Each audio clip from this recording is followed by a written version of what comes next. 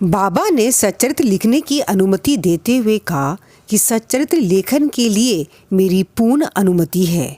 तुम अपना मन स्थिर कर मेरे वचनों में श्रद्धा रखो और निर्भय होकर कर्तव्य पालन करते रहो।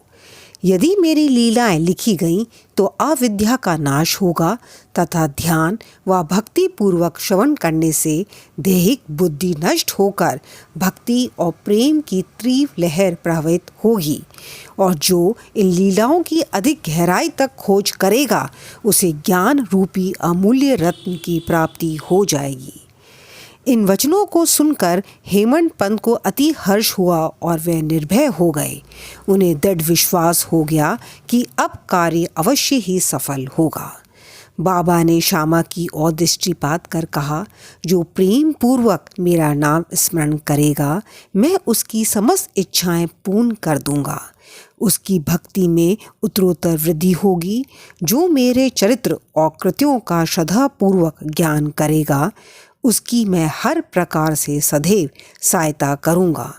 जो भक्तगण हृदय और प्राणों से मुझे चाहते हैं उन्हें मेरी कथाएं श्रवण कर स्वभावतः प्रसन्नता होगी। विश्वास रखो कि जो कोई मेरी लीलाओं का कीर्तन करेगा उसे परमानंद और चिर संतोष की उपलब्धि हो जाएगी। यह मेरा वैशिष्ट्य है कि जो कोई अनन्य भाव से मेरी शरण आता है, जो श्रद्धापूर्वक मेरा पूजन निरंतर स्मरण और मेरा ही ध्यान किया करता है उसको मैं मुक्ति प्रदान कर देता हूँ।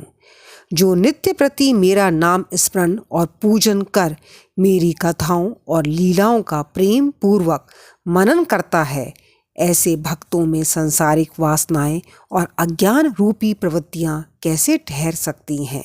मैं उन्हें मृत्यु के मुख से बचा लेता हूँ।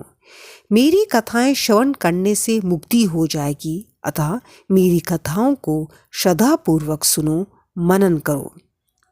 सुख और संतोष प्राप्ति का सरल मार्ग ही यही है। इससे श्रोताओं के चित्त को शांति प्राप्त होगी और जब ध्यान प्रगाढ़ और विश्वास दृढ़ हो जाएगा तब अखंड चैतन्य घन से अभिन्नता प्राप्त हो जाएगी। केवल साईं साईं के उच्चारण मात्र से ही उनके समस्त पाप नष्ट हो जाएंगे। Om Sai Ram. Please like, subscribe and share please.